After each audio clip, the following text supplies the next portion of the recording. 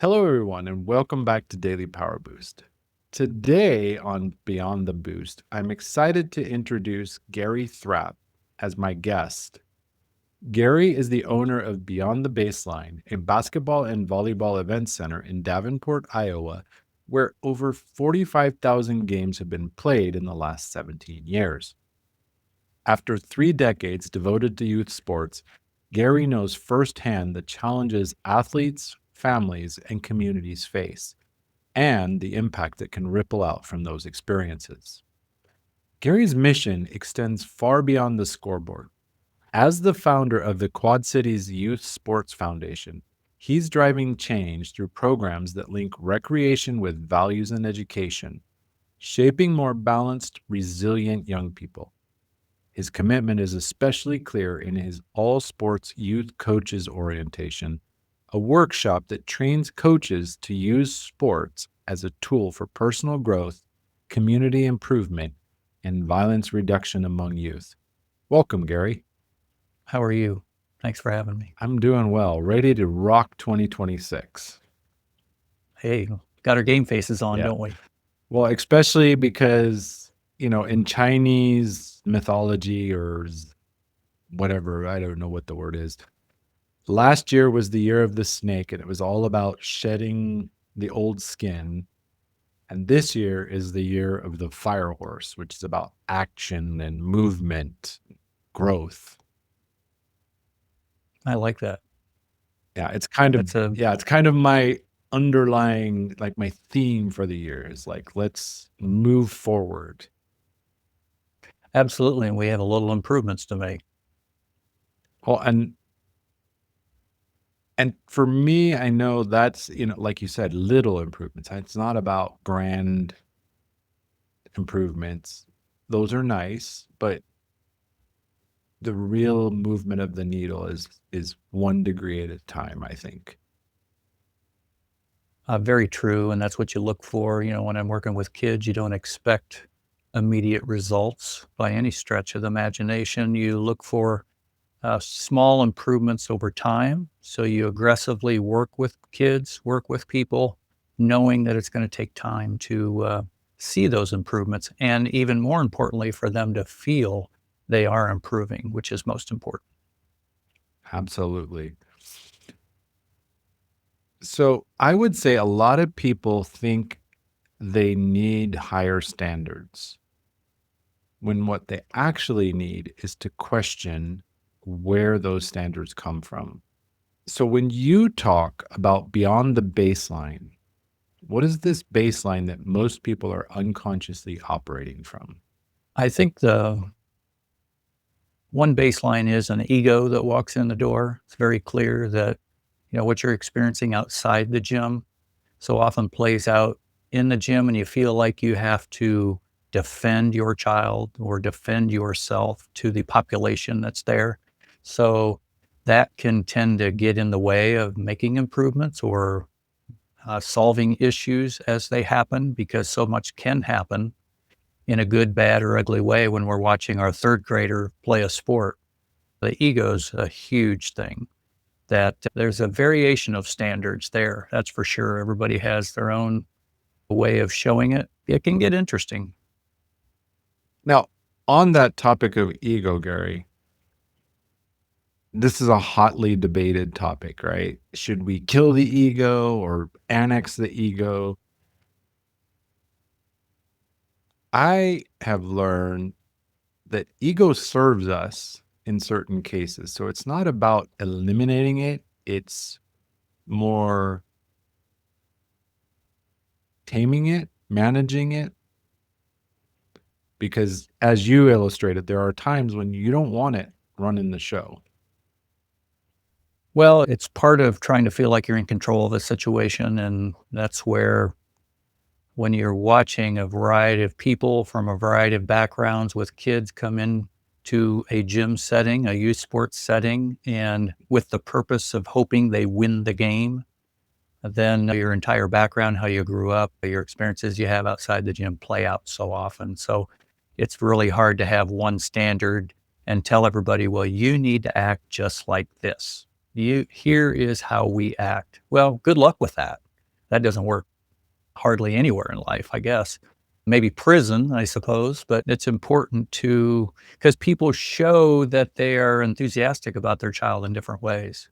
And some people, if are sitting there and feel like, well, if you don't act like me, then there's something wrong with you, type of thing. And so I love the passion. I love when people are excited to watch their kids play. So I don't want to slow that down. But at the same time, when issues do crop up, often it does come from maybe an overzealous ego that is more worried about how they look rather than helping the situation improve. So, I mean, that's a deep topic right there that we could talk for hours For on. sure. That's for sure. Yes. And I've actually seen a lot of what you're talking about with my son, like trying to teach him to strive to be his best, but at the same time, to give himself grace, right? Like, he's not going to make every shot. He's going to, in my house, I operate under the win or learn. I don't, that third word, I eliminated it from my vocabulary because every opportunity is, yeah, it feels good to win. Absolutely. But the other side is not lose. It's what can we do better? How can we learn and grow and improve? Yeah, we've learned probably more by our failures than we do by our successes so often, and how we respond to failures. And you made a pretty keen assessment that everybody messes up, everybody makes mistakes. That's one of the huge reasons to have your child play something like a youth sport so they learn how to handle failures. But we have to, as the adults in the room, be able to help them respond properly to the failures that they see rather than nitpick at it and complain and lecture how we respond to those. One thing I teach kids early on is, hey, you are normal if you mess up. Name your favorite player that's probably the best player in any sport. So they'll give names. Have they ever messed up? Yeah, I guess they have. That's a hard one to remember when you're just starting out. Right. Well, like you said, the famous players, I know one of Michael Jordan, which he's well recognized. One of his famous quotes was about all the shots he missed, the times when the game hinged on his actions and he failed. And he shared that that's what made him great is because he took it, he moved through it, and he learned from it and got better. And Yeah, that's a hard one for our kids really to understand because the highlights they see are all the makes, all the successes, so they don't see the countless misses or mistakes that he made from when he first started, or anybody that's playing at that high of a level. So that's where we as adults need to do a better job of exposing our kids to that because they're not going to find it on their own typically. and model it, right? Like, Yeah. if we're not handling our mistakes well, Oh, we can't expect the young ones that are watching, even when we don't think they're watching, yeah. to own their mistakes and learn from them. Now, when you add that, it's not like you're with your child alone in a room watching a basketball game, right? You have the opposing coach. You have your own coaches that you're consistently judging whether they're doing a good job or not. You have the other team. You have the other fans. You have any officials involved that can all bring their own different values, their own judgment to how they approach things. And then you're sitting there trying to teach your child the best approach. So what is your approach in doing that? Is it to judge everyone and complain about everything? Because, youth sports is such a difficult and a very strange way to learn how to be good at something, I guess, but it's very valuable, that's for sure.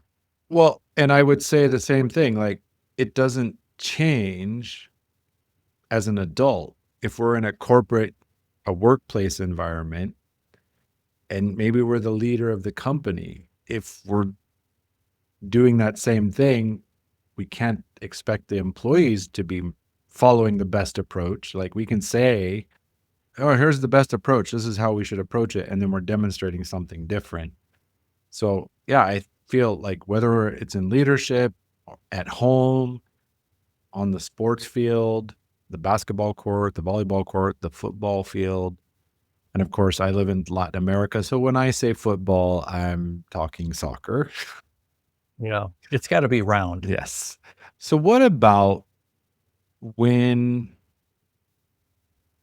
someone has outgrown their baseline, but they're still living like they haven't? Hmm. Well, when you say outgrow your baseline, does that mean you're getting better than what you think you are? Yeah, or you've moved to another. Well, talking about Michael Jordan, like when he was early, like high school or college or whatever, he had a baseline. As he Yeah. ranked up, that baseline had to move with him.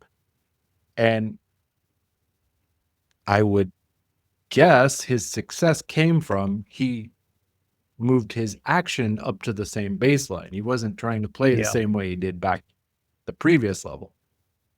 Yeah. That's where it's really important to have a good coach to be able to see the progress and be able to notice the improvements that your child is making.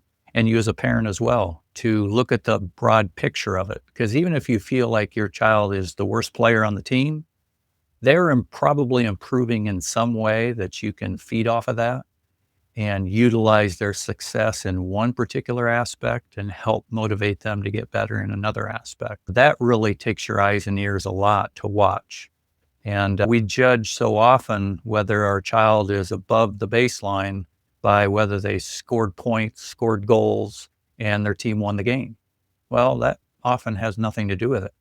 So we need to be a little bit smarter in our approach and not so much look at those wins and losses, but say, okay, know how hard they've been working on a regular basis, and then identify those successes and those improvements and help them understand they are improving. And that's a challenge. That's called parenting, right? Well, and parenting from a growth mindset, right? Yes, absolutely. Yep. Because it's real easy when you think of it in terms of, well, I know you're good now, but you can get better. I mean, that's an easy thing to say, but everybody typically can improve because we don't have perfection in anything, that's for sure. So, yeah, it's just being very observant to how your child is progressing and really focusing on the positive aspect of the hard work that they're implementing and just pick at different ways that they can improve. Bottom line, when you help them improve on their self-confidence, regardless of whether they're the best player or the worst player on the team, if they're feeling confident, then they are improving for sure. And that's what you want. Right. How are they feeling Right. about their Yeah, that's experience? key. And like you said, acknowledging not just the improvements, but I think acknowledging the work that's gone into making an improvement. Yeah. I call it having patient aggression. You're really aggressive with the work effort, the work ethic that your child is developing, and you strive for that, helping them learn how to give effort and how to work, and then be very patient with the results. That's a process right there because nobody goes from point A to point B immediately, typically, unless their baseline is low. But definitely, patient aggression is so important in everything a young child learns how to do. Right. And would you say not just with our children, but with ourselves? Oh boy, you got to look in the mirror all day long.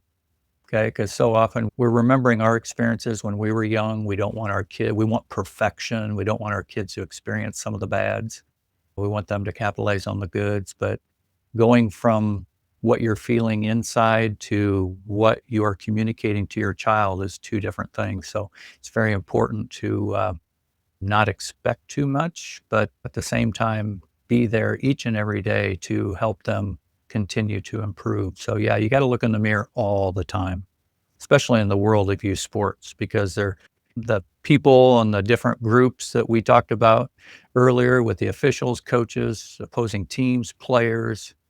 You can get such a wide variety of standards, wide variety of expectations, and how they approach things that, man, you got to be ready for everything. And that takes a lot of looking in the mirror and say, okay, Am I so much worried about what they are doing or what my child is experiencing about that? That's what's most important to me, is focusing on what my child sees. Right. And I see what you're doing there, Gary, is because we always say that the young people are the next generation of parents and leaders and coaches. So you're helping build a better version for the next wave. And I also see it as it's a lesson that us adults, young and old, right? As Lego says, from 0 to 99 or more. Because, poor Dick Van Dyke can't play with Legos anymore because he's over 99. Right? These lessons, maybe we learned them when we were young, maybe we didn't. But I think there's still the opportunity to learn them now. Because I disagree with the you can't teach an old dog new tricks. You can't if they don't have the proper approach, right? And that's one thing that I was able to capitalize and was on my desire and first of all, my understanding. I knew that I didn't know everything, especially at coaching, parenting. I learned my first two parts. My gosh, they went through a lot of junk just because I wasn't a very good parent, didn't know how to. But I read books, coaching. I went to different clinics. I watched videos on the best approaches and other people's experiences with an open mind that, hey, I want to do better.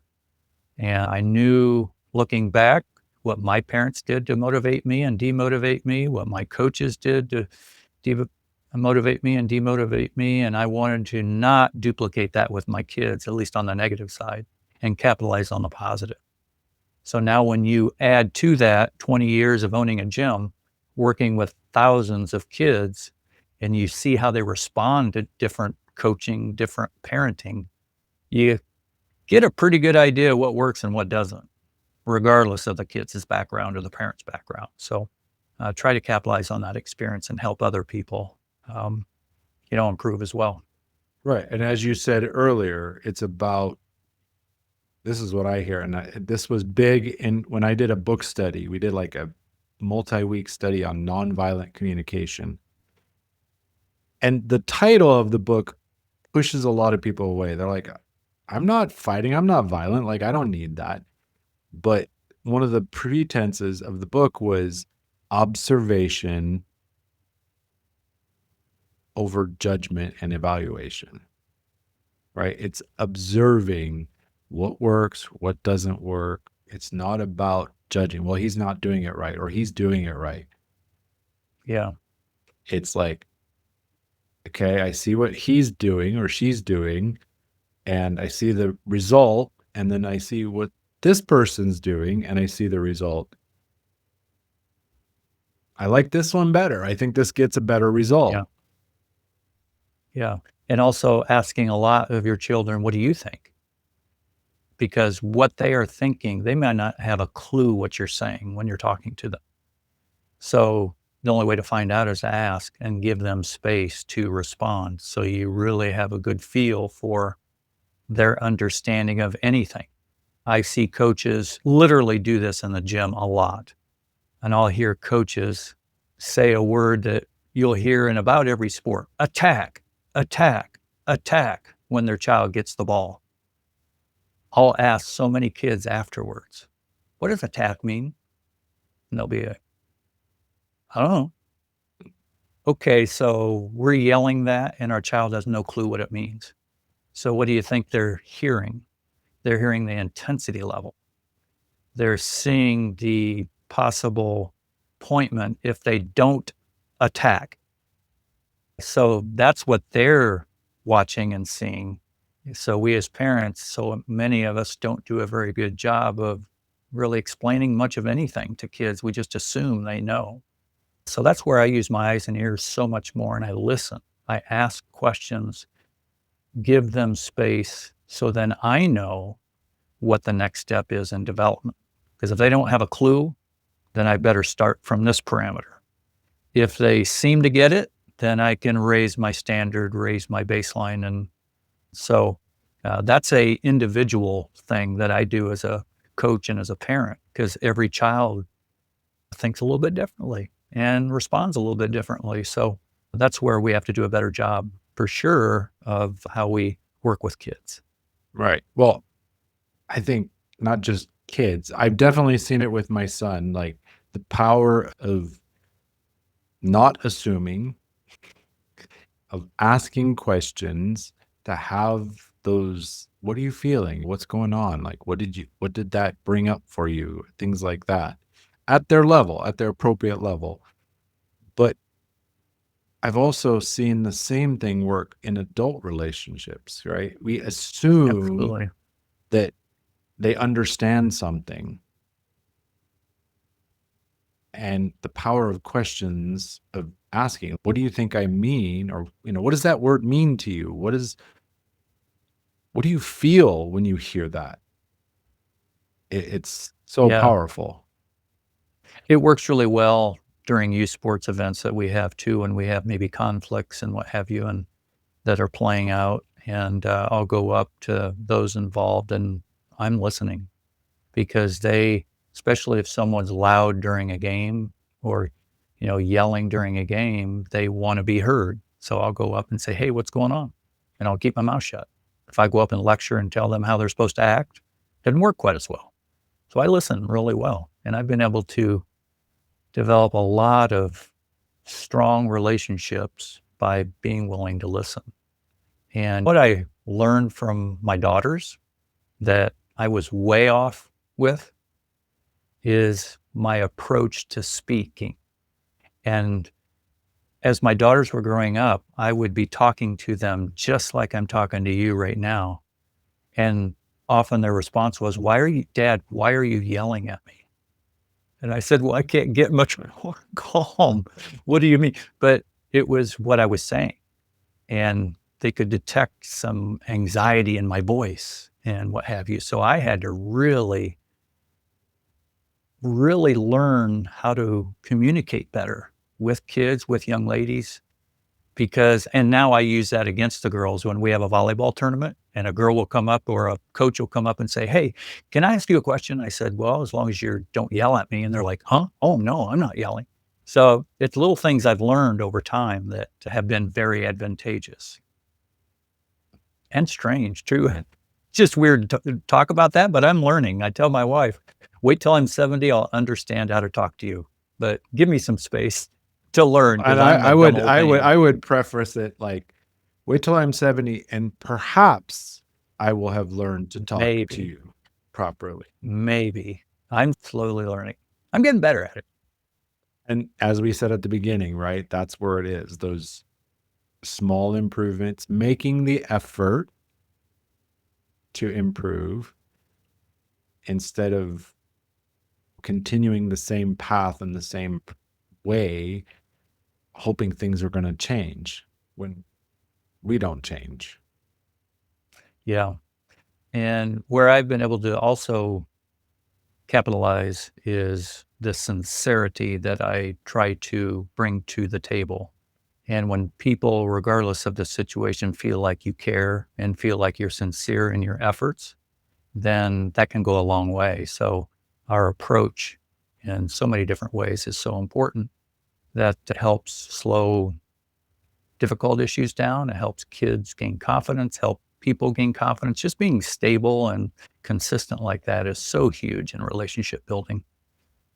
Very, very true. Like, and I picked up the same tone when you were sharing about talking to your daughters, and they're like, Dad, stop yelling at us. And you're like, what? But Yeah. the what I heard was, when we learn to manage what's going on inside us, so we are truly stable, so that when we do communicate, because the undertone is, we are communicating what's going on inside, even when we don't realize it. Yeah. And that's one thing I capitalize on in our gym with parents, with spectators, with coaches is that regardless of whether you think you are right and wrong or wrong in this situation, our kids are watching us. They may not have a clue what we're talking about. They may not have seen what you're complaining about out on the court or on the field. All they see is our intensity level and how we're treating each other. And that's what's number one to me, is that our kids learn, and we've got to approach ourselves as though we're teaching our youngsters, not proving to the next person, the next adult to us, that we're right or wrong. And that's where that ego comes into play. What's most important, teaching your child the right way or feeding your ego? So are you feeding your child's future in a positive way, or feeding your ego that you're right and this is how it's got to be? And youth sports can just push so many buttons that challenges you to make that decision all the time. What's most important? So I'm constantly reminding parents, the adults in the room, you might be right, you might be wrong. That's not as important right now as what our kids are seeing. And that's often helps slow things down. Not always, but it does, as far as, difficulties that happen. Well, But and at another level, Gary, I saw this kind of play out the other day. I was watching somebody's live stream, and it was a we'll say, a very tricky topic. Like, it wasn't a topic you just want to jump into with anybody. It requires that openness, that listening more, the letting go of being right, approaching the conversation with love and real curiosity. Like, I want to understand this other perspective. I don't have to agree with it, but I want to understand the other perspective. I want to know where this person's coming from. And I think it's more important today than it's ever been, because yeah, things have shifted. People get online and they turn into different people, seemingly. yeah, Sometimes. imagine that. Yeah. Well, that's the easy part of now being online and social media, and that's being able to see the differences in each of us. I mean, that's one of the first things we, I guess, tend to look at, is how they're different. And then when they start talking, then you can pick out differences as well. So it's a challenging time right now. The mental health of our young people has never been at a more difficult time right now. I mean, that's a huge problem in our communities, is our mental health. So we need to do a better job as adults communicating and not being so much worried about our differences as we are showing our kids a right way to act. Watch the news for 5 minutes and you forget about that. But yeah, we have some difficult challenges, and we need strong leaders that step up and be that force that will help kids and help other adults head in a good, positive direction. All right. So on that theme of that we brought up before, baseline, what was the baseline you had to let go of for your work to feel honest and aligned? A baseline of prejudgment where, okay, if you go above this standard, then you're obviously a bad person, or if you do this, you're a good person, what have you. So I really, the quick, when I stopped prejudging people based on what they looked or act or what I heard other people say about them, and then just focused on getting to know them and building a relationship, that's where I've been able to build very loving relationships with people who we may not agree on half of what we believe, but yet we care about each other. So I think that's probably the biggest thing, is not prejudging, and not having my, okay, 5 things. If you don't agree with these 5 things, then obviously you're not a good person and I'm going to cut you. That stuff doesn't work very well. So, and it's more difficult these days as well. But yeah, is that a good way to answer that? I'm not sure. That's a tough one. Well, it is a challenging question, and I would agree with that. Learning to let go, to approach people fresh, even sometimes when they haven't demonstrated Yeah. like Well, a perfect example is in my world over the years, I've been called actually racist on very often occasions. And just because our emotions will be so high while we're watching our kids compete. And if a referee doesn't do well or a coach doesn't do well, and I come in and try to help and I don't agree with someone, I've been called a lot of different names over the years because I don't prejudge and because I forget. I am not very smart when it comes to remembering things. I have absolute loving relationships with people where 15 years ago, they hated me. And why? Because I let things go. I understand emotions. I understand differences. I don't prejudge and try not to anyway. I mean, and so I have just so many different loving relationships with people that have hated me for whatever reason while you're watching youth sports play out. Not an easy one to explain, really. I've never really verbalized it that well. But most definitely, we have to be very forgetful in our adult world and look for the good in everybody to head in a good direction. I think you answered it beautifully. Each of us, adults, parents, kids,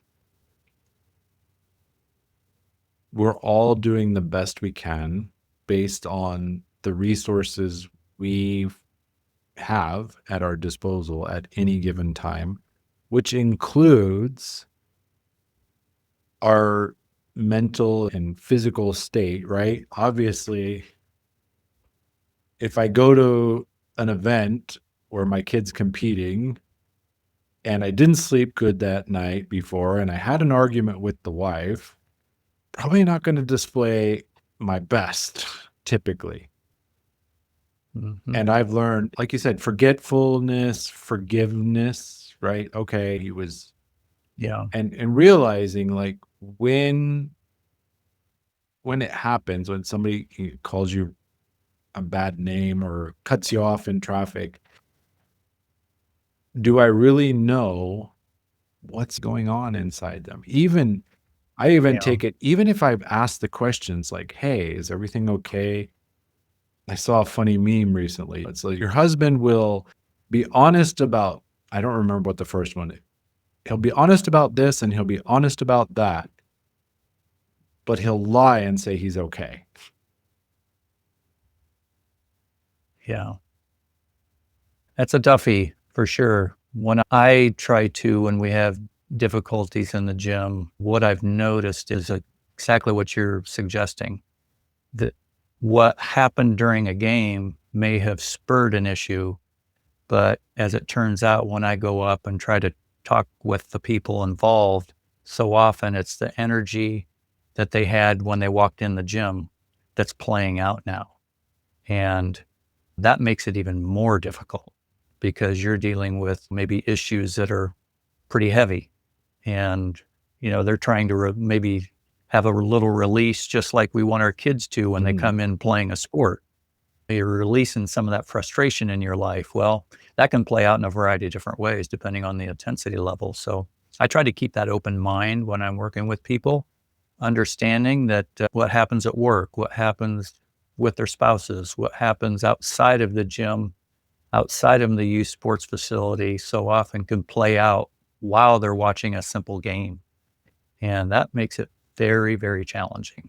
But I've been doing it for so long, it's a lot easier for me now to deal with stuff like Right. that because the approach that I take. Yeah. So, Well, and I imagine it sounds like a heck of a training ground to get oh better at my God. managing. Wow. Yeah, no doubt. And I just had one of our guys at work here come up to me because of an issue. I was able to slow down. He said, "Man, you are a magician. I don't know how you do that." And I said, "Well, I just try to project that I care. And I, again, don't show with my eyes that I'm prejudging you or don't like you. I give people space to chat. Now, there's certain limitations there. But at the same time, these days, I'm scared to what might happen if I don't show I care. Just to say, hey, you're way off base. Get out of here. Okay, what are they going to do when they get out of here? If they're right there, then maybe I'll know, get a sense of what's happening, and if I can help slow things down. So, not easy. This isn't easy stuff for sure. No, it isn't. But I think you've demonstrated it's something that can be learned if we just Yeah. slow down Mm. and look at it as objectively as we can. Yeah. Yeah. And you have to be willing to take a lot of heat. You have to be willing to take negativity and not respond to it quickly and just let it go. People call you names, people say bad things about you, people look at you like you're crazy. That doesn't bother me one bit. I mean, I'm over it. I'm there to try to help because we have kids watching. So I'm not going to bite from that stuff and add drama to it. It's one of the biggest things that I try to teach kids and parents. Okay, you might be exposed to drama. That doesn't mean you have to add to it. Right. You can be the rightest person in the room. And if you make it dramatic, wow, you're going to blow something up. Right. So I try to slow that process down big time. So I never respond to drama with more drama because that doesn't work whatsoever. That's a hard one to do sometimes. I've noticed. It can be very challenging. I've Yeah. had several experiences in my life because I have always been like a peacemaker. Now, some of that was a survival mechanism that I learned. Some of it was my natural tendency, like to want to keep the peace. My wife, she says it like it is. And sometimes that doesn't go well. And like you said, we were managing apartments and a tenant came in and was elevated voice, not yelling, but there was that undertone in there. And they were complain. And so she escalated. And then it was like, she just to the point where I had to step in and say, okay, let me calm you both down so we can look at this Yeah. objectively and deal with it. Because, as you said, adding drama to drama is like throwing gasoline on a fire. It's not helpful. Yeah.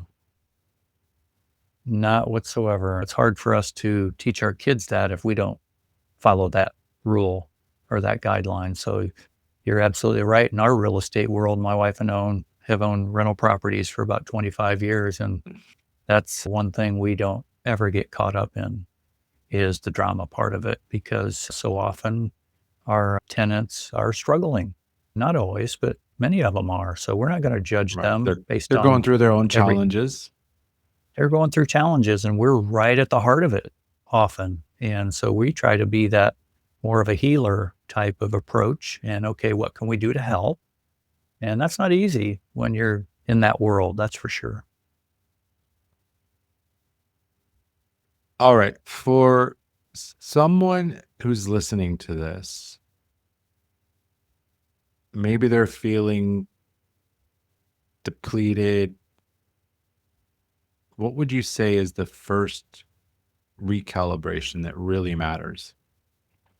Look in the mirror, decide what is your purpose. I mean, so often if we're struggling, we may not feel the purpose. May not feel like we are focusing on the future. And that's what I start teaching kids in first, second, third grade. I ask them all the time, what do you want to be when you grow up? To get them thinking long term so they can get over those small or could be powerful obstacles on a regular basis. So often when I see adults struggling, what are they going to do today? I try to help remind them, okay, focus on 2 years from now, 5 years, 10 years, get them thinking long term. Okay, that's where you want to be. What can we do today to get there? And so they're not focused so much on today necessarily.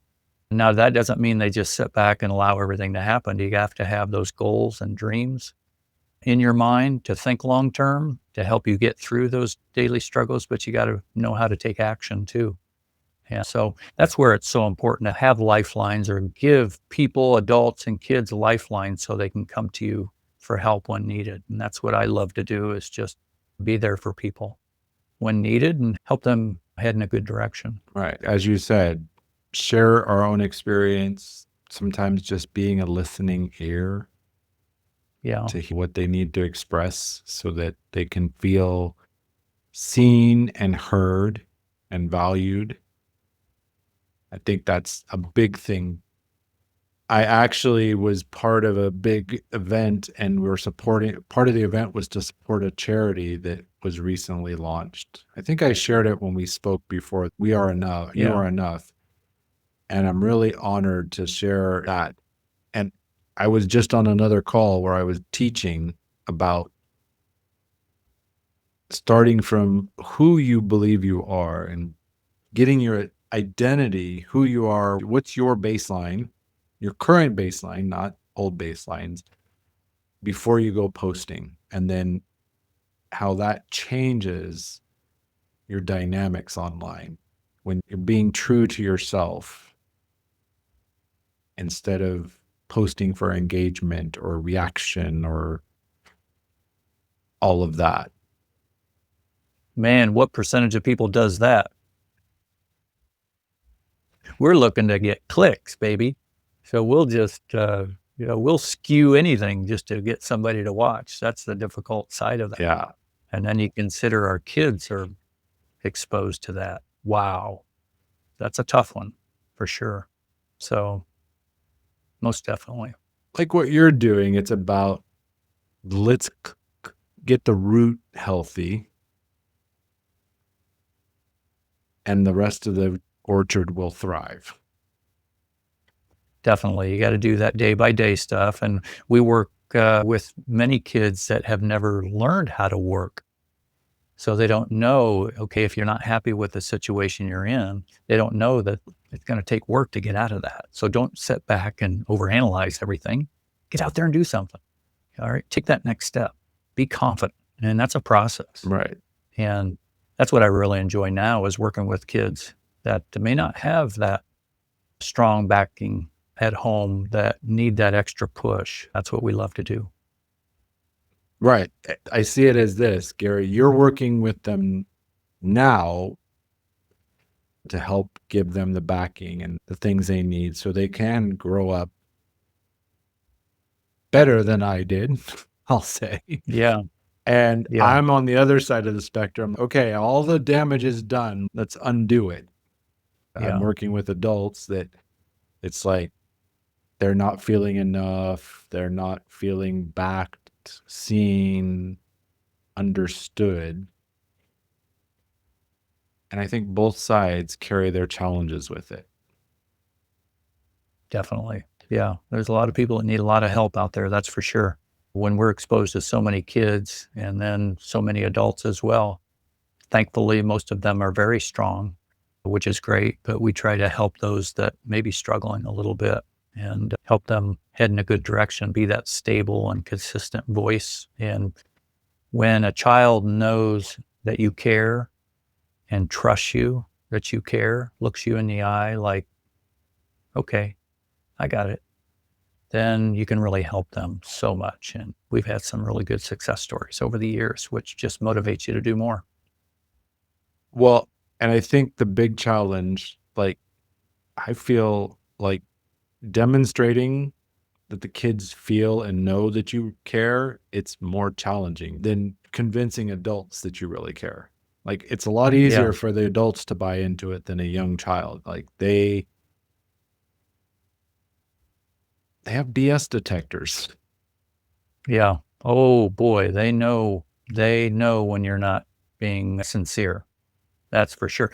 Now, with my approach, it is a little bit more challenging because I do have some standards when they walk in the gym.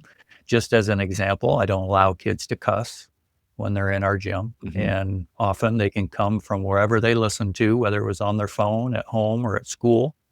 And it's just cool to say words that you're not supposed to. And when I don't allow it, that immediate response is they don't like me because I'm maybe one of the few that take that approach. Mm-hmm. But then over time, they start to get it. And okay, I had one kid come in the gym the other day, and I didn't know who he was. He came in with some kids that I did know, and he cussed. And I said, wait, no, we don't do that. And he wanted to mouth back off to me, and he goes, I heard about you. You don't let that happen in here, do you? I said, no. He goes, okay. So it takes that reputation, so to speak, to develop over time to where not everybody, but kids start to respond and they will raise their standards when you have them. Imagine that. Right. Well, and So, like you said, that's the baseline. And that's what I was teaching these adult creators is you're establishing a baseline. This is what is acceptable with me. right. It's the standard, it's the baseline. That doesn't fly here. And eventually people come and they're like, oh, that's you. Okay. Yeah, you were being honest. Okay. I didn't think you were really telling the truth to me when you were explaining that. Imagine that. It's one thing to say it, but then to live it. Yeah, therein lies the challenge for sure. All right, one final wrapping question. We touched on this a lot in various ways. If someone were listening to this episode and their definition of enough and feeling cared about, supported, changed, what do you hope changes for them? Better relationships. The people you surround yourself with are extremely important, whether you're an adult or a child. Often I will remind kids that are in difficult situations, okay, who are you hanging with? Who are your friends and what are they getting you into? And just asking the questions. And they know. They may not want to make a change right at the moment, but they know. And man, that's for sure because who you surround yourself. And when I say who, it could be what you surround yourself to, like on social media. Mhm. What are you looking at? What are you seeing? What are you comparing yourself to? Is it realistic? So, what we're exposing ourselves to mentally, not only in the form of people, our friends, our friendships, our relationships, but also our phone Our is phone, our is streaming so service, important. the Streaming yeah. service. It reminds I mean, me of an old song I heard when I was a kid, and it's a bit religious, but the line was, "Be careful, little eyes, what you see." And then the next line was like, "Be careful, little ears, what you hear."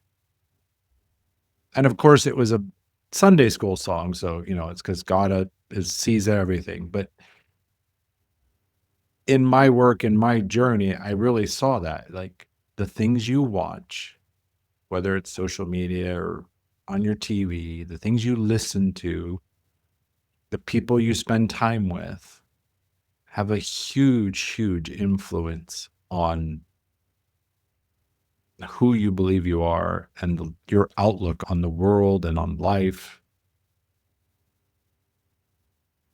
and that is so true with us adults. I mean, my heavens, Right. I'm 61 years old, and that's true with me, what I'm looking at and watching.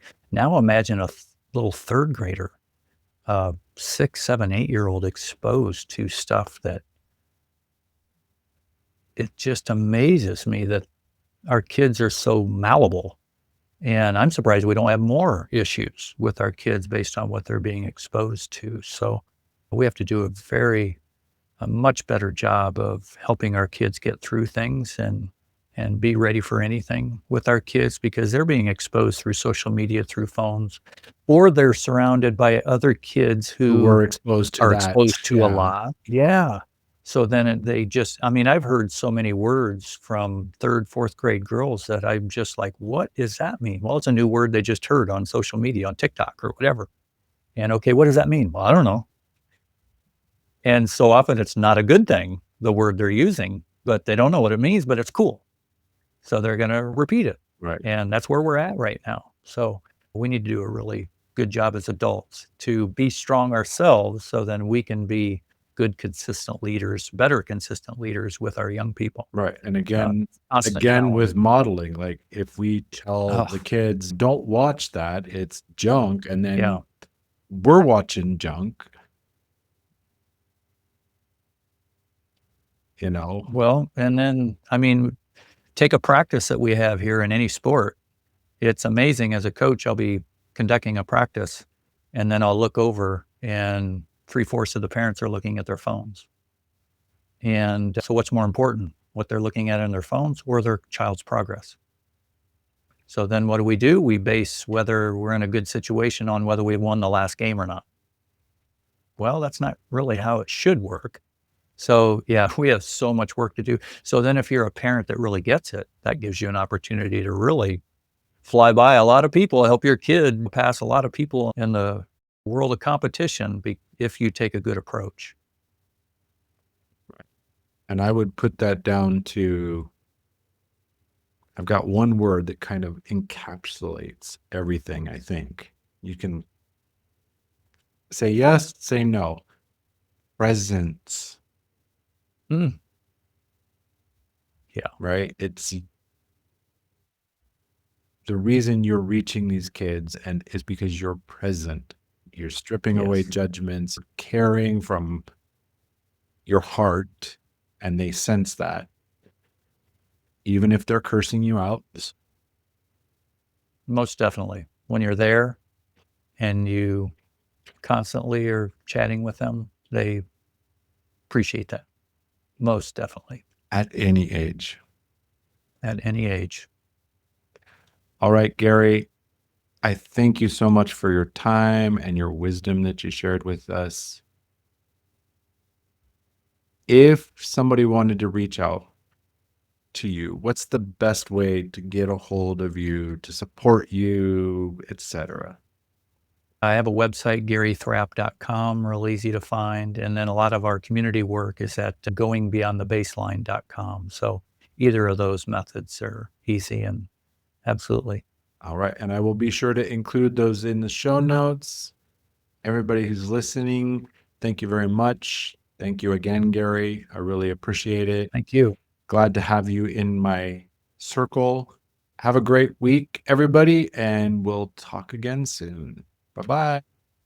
We spend a lot of time on this show talking about the threshold, the space between the identity that got you here and the one required for the new ground. You're listening to this because something in your current architecture is fracturing. You're running the performer playbook or the striver protocol, and it's costing you an immense amount of energy to maintain the facade. The external results are there, but the internal friction, it's burning you out. Most people will let this episode end and go right back into the performance. They'll put the mask back on for their next Zoom meeting and keep relying on the identity that's actively caging them. I'm looking for the leader who's done performing. If you're ready to look at the structural identity collapse happening beneath the surface, we need to map your architecture. Go to the link in the show notes, book your identity clarity call. We'll identify the exact survival identity running your calendar and begin the shift into conscious leadership. Stop performing, start becoming.